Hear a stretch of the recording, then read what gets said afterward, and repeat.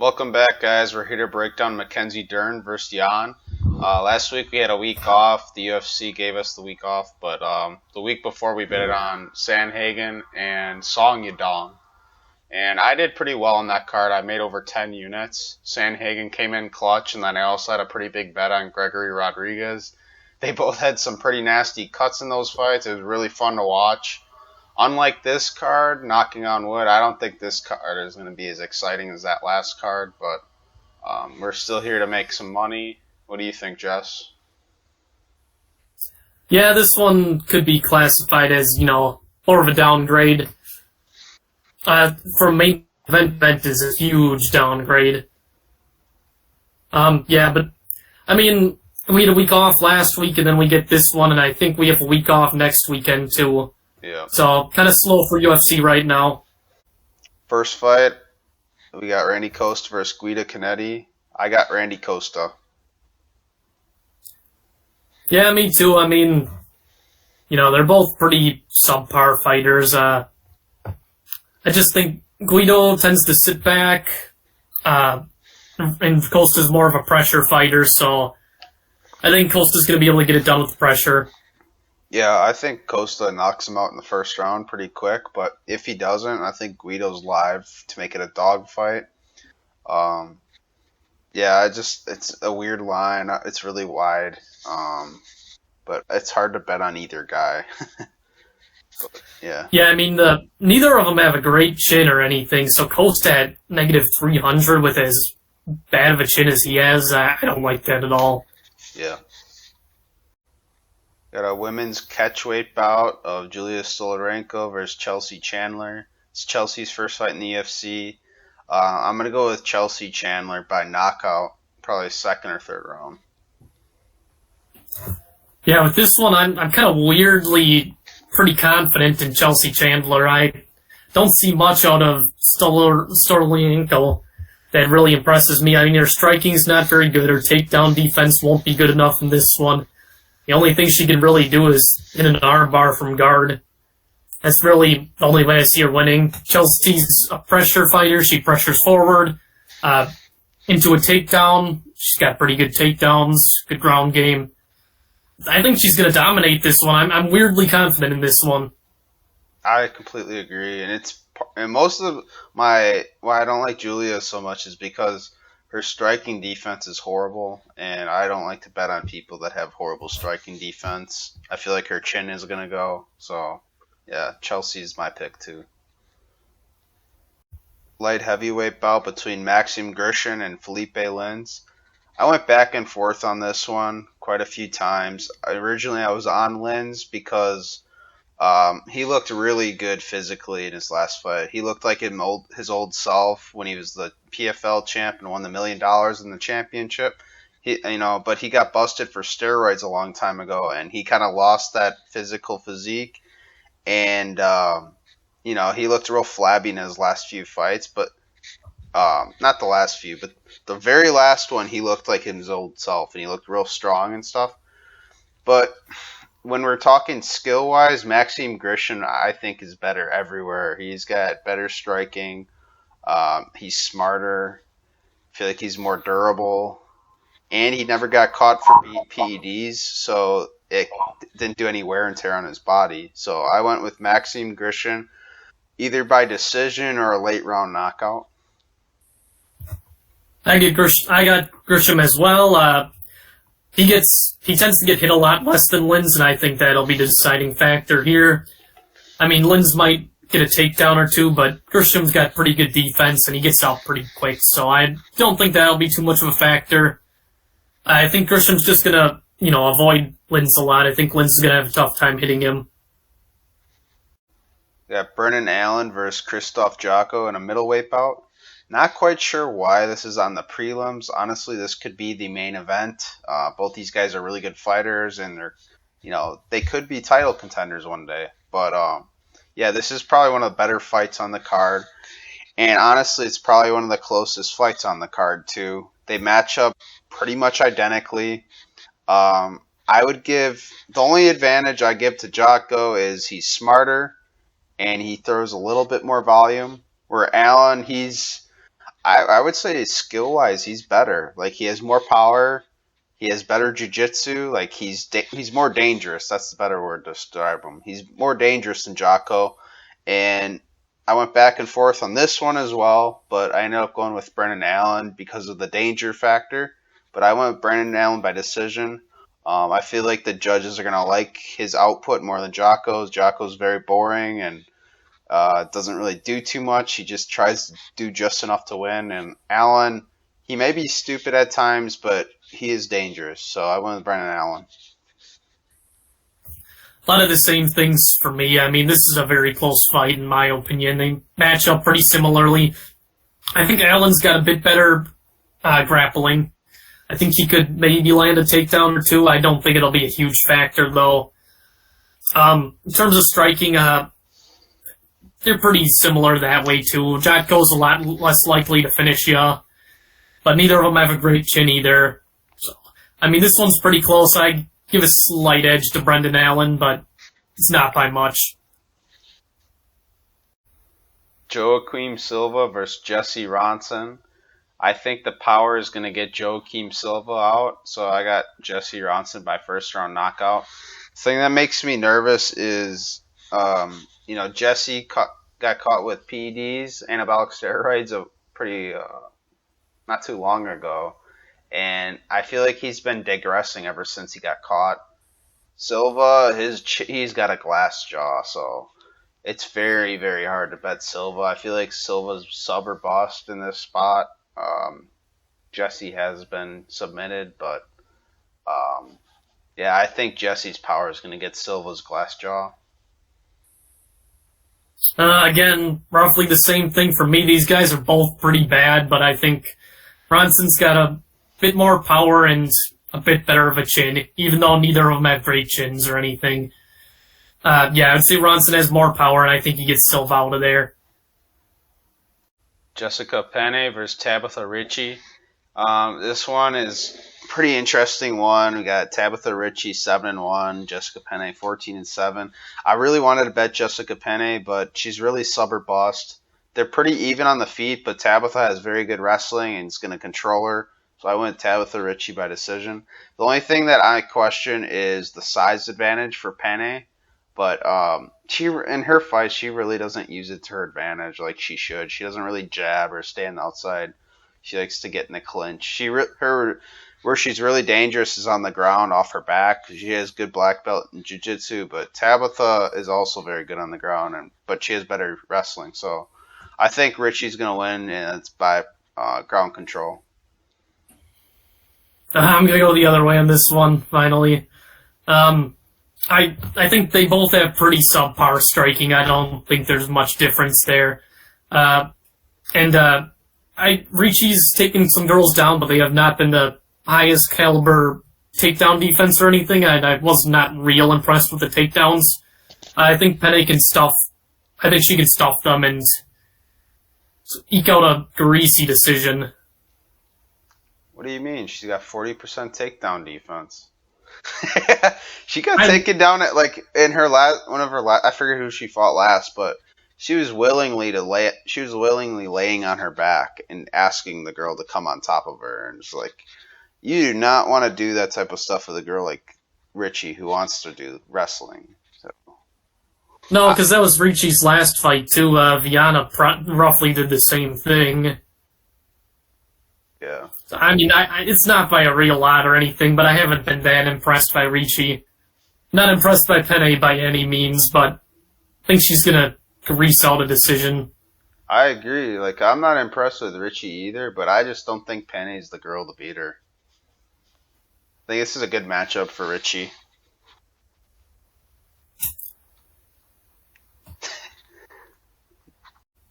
This should be a pretty funny fight, Jesse. We got Ilir Latifi versus Aleksei Oleinik, the two oldest heavyweights in the UFC, probably. I think Oleinik's 44 or 45. Said he wants to fight till he's 50. But Ilir Latifi's pushing 40 as well. Both these guys are grapplers, so it's going to be a wrestling fight for what we think, at least. But I went with Latifi. I think Oleinik's gonna gas out like he usually does. He's usually a first round guy. He usually gets the sub or knockout in the first round, or he just gasses out and just gives up. I think Latifi has a little bit better cardio. He's obviously the better wrestler. I think he's just gonna find a submission in the third round. I'll go the other way. Like Riley said, Oleinik has pretty bad cardio issues, and that's not unknown. I think he can, I think Latifi's going to try to take him down. The only way Latifi ever wins a fight is control time. I think Oleinik can reverse one of the positions and maybe do some work there. Latifi's never been subbed, so he's got good sub defense. But I think Oleinik can reverse position and work good enough for 2 rounds and then survive the third. Yeah, I agree. It's kind of a coin flip type of fight. Might be a hot take here, but I actually think Oleinik's striking is better than Latifi's. Oh, that's not a hot take. It is better. As bad as it sounds. It is better. Huh? It's better by a lot.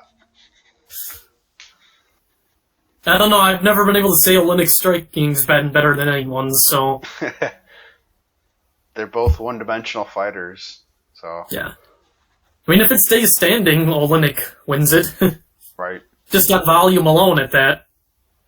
Look at the takedown defense, though. I don't think... I think this fight's going to be Latifi on top, Oleinik on his back.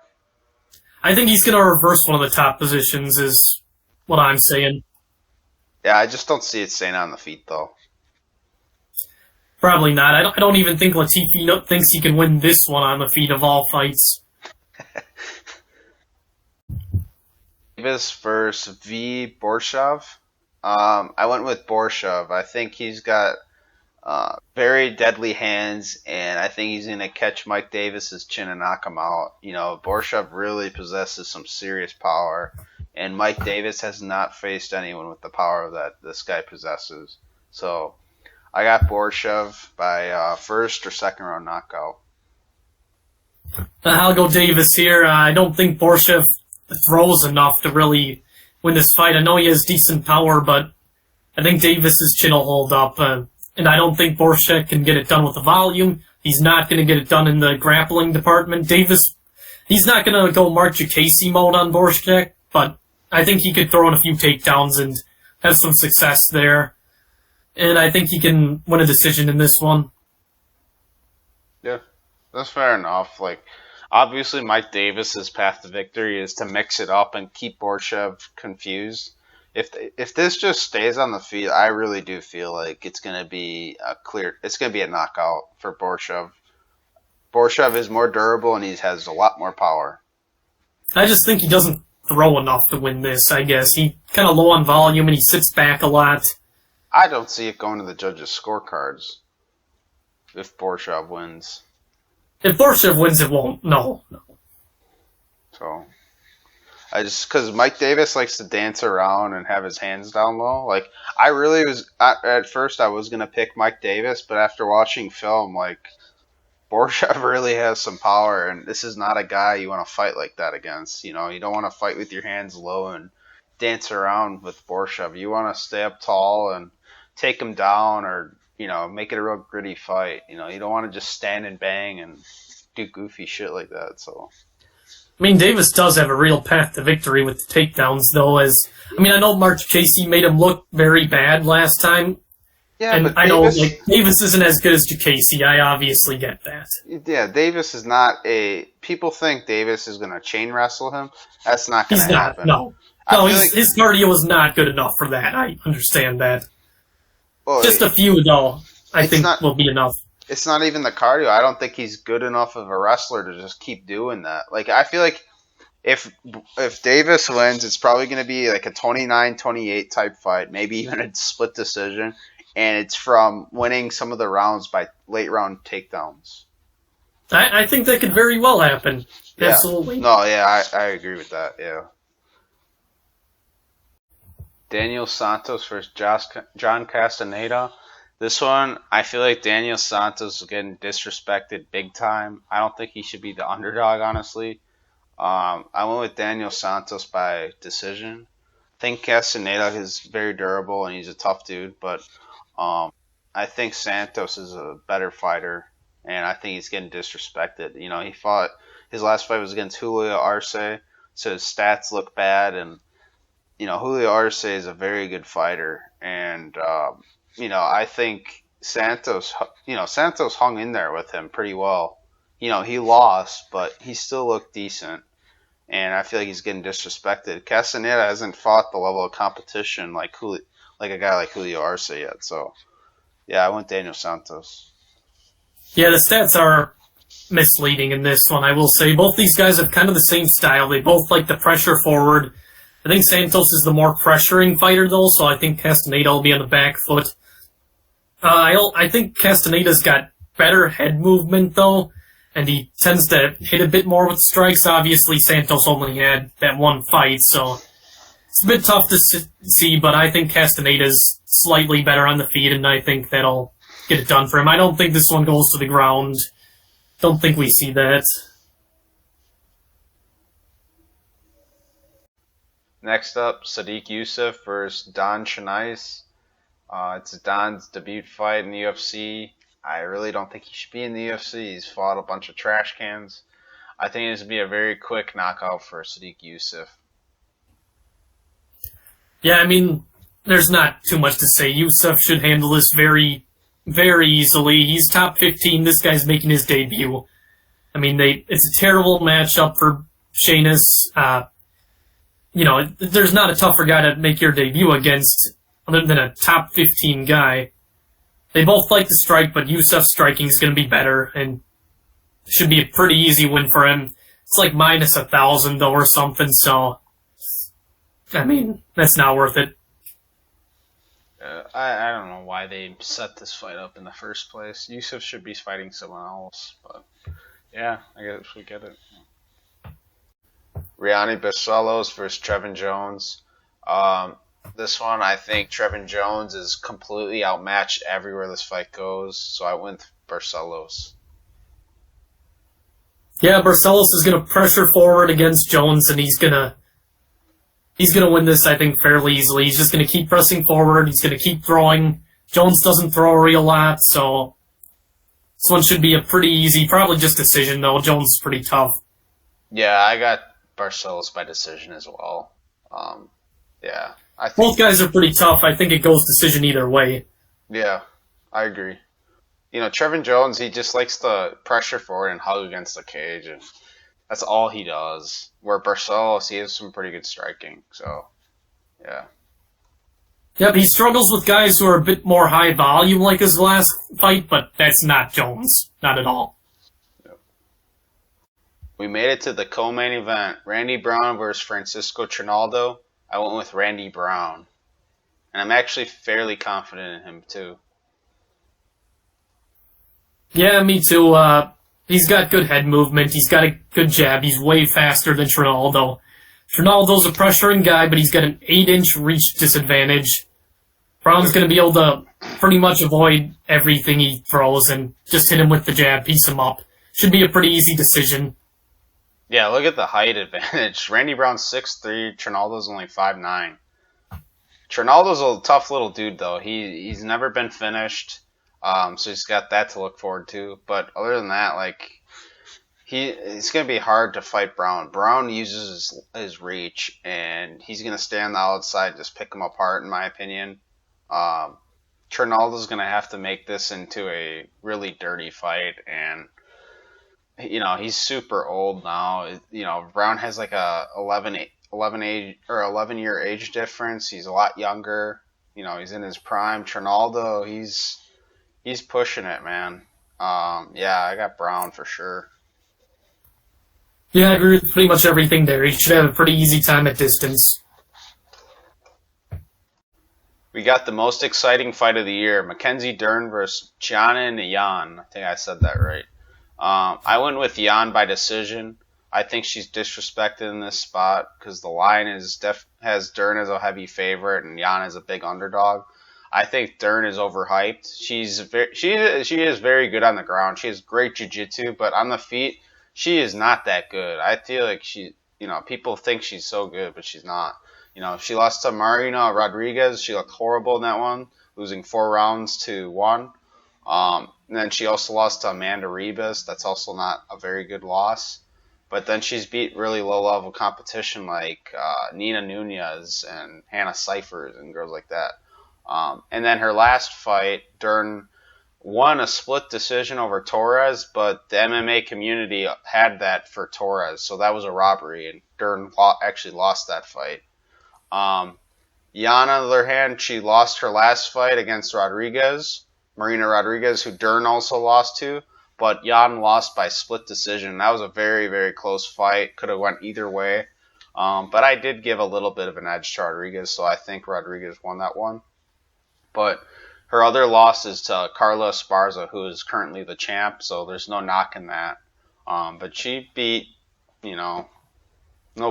she's fought low-level competition just like Dern, too, like Angela Hill, Carolina Kolowaychik, or whatever it is. But I just think this is a clear match where Jan is better on the feet, Dern is better on the ground.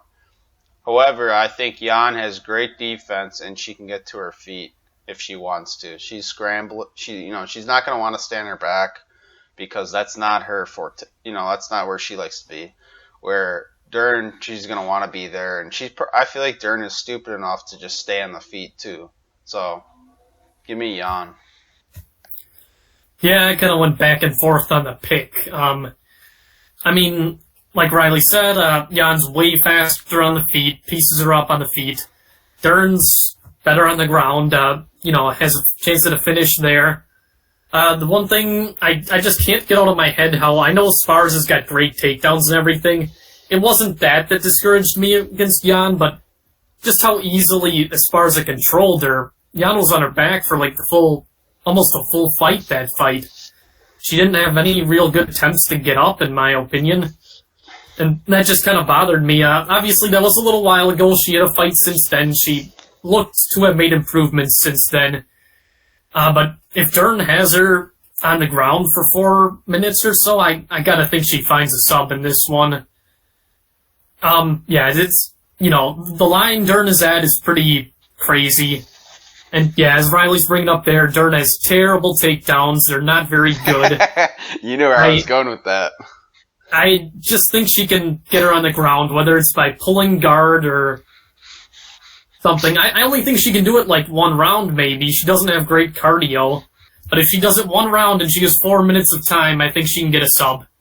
Minus 240 or whatever the line is ridiculous. I would never touch that for this close of a women's MMA fight. Even Dern by sub is minus 120. I don't like that either.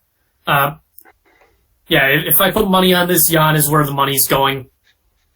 But I'll pick Dern for the win. Yeah, and I'm somewhat confident in Jan, especially being this big of an underdog. The UFC website has her at plus 190. That's crazy. There's no way she should be that big of an underdog. No, the women's MMA fights, you see so many dogs cash because they put these lines way too high. Yeah. Yeah, it's just, Dern, I just don't see her, it's very hard to bet on her in my perspective because she really is sub or bust. And at minus 200, that's really bad to be. It's minus 120 for the sub even. That's not a good price either. No. And Jan is no joke. She's not going to just, here's my arm or here's my neck, take it. Where she's going to fight. She's going to really fight to get out of that because she doesn't want to be in the ground. So, yeah. One thing that gives me a little more confidence in Jan is that Dern had Rodriguez and Torres. She had control on them for 5 minutes and couldn't get a sub off that. So that's a little bit of confidence boost towards Jan, but I just gotta think that Jan's gonna make a mistake trying to get up if she... Yeah, I'm not gonna bet very much on just a feeling that she's not gonna defend the sub when the rest of the stats are going her way. Yeah, so, it looks like we're on the same boat then. It's just, you did, so you're going to go with Dern with pick, but your money's on Jan. that's fine. It's fine if you do that. But Yeah, don't put down Dern at minus 240 or whatever it gets to by fight. Public's on Dern a lot. The line's actually been going up. and don't throw her in a parlay either. Do not get your parlay busted on a women's fight. Your favorite part of the video, guys. We're going to give you our 2 bets of the week and then our 3 most confident picks. Jesse, why don't you go first with your most confident picks? All right, so number 1, to no one's surprise, got to be Yusuff. Taking on a debuting fighter, it's a pretty easy fight for him. Should be. 2 is Randy Brown. He's gonna avoid a lot of Trinaldo's fights. Pick him off from the outside. And 3, we're gonna go a little bold here. I normally don't do this, but we're gonna put a women's fight at 3. We're gonna put Chandler at 3. Ooh. There's nothing I like about Julija. I don't like anything about it. I think all she's got is a sub chance from guard. I like that. I really like that pick a lot. My 3 picks will be Sodiq, Yusuff, number 1, obviously. Number 2 is the same, Randy Brown. I thought you would do the same as me, 3, but I liked your bold pick. I did Raoni Barcelos 3. Yeah, I was thinking about that for 3, but wanted to be a little different from you. Sure. Okay, what are your 2 bets of the week then? So my favorite one of this week is Randy Brown by decision at plus 125. Trinaldo is a pretty tough guy, and Brown's just going to be using the jab a lot, not the most powerful strike. So I think he's going to win it fairly easily, and I don't think there's a way he wins it that isn't decision. Trinaldo's pretty tough. Number 2, I'm just going to go Chandler straight up. I really like this matchup for her. Even though she is a debuting fighter and that hasn't gone the greatest lately, I don't like anything about her opponent. Yeah, I like those 2 bets a lot, and I'm definitely going to put some money on those. My 2 bets of the week, number 1, you guys probably already know, but I like Jan at plus 190. That's a great line. I'm probably going to go a couple units on that.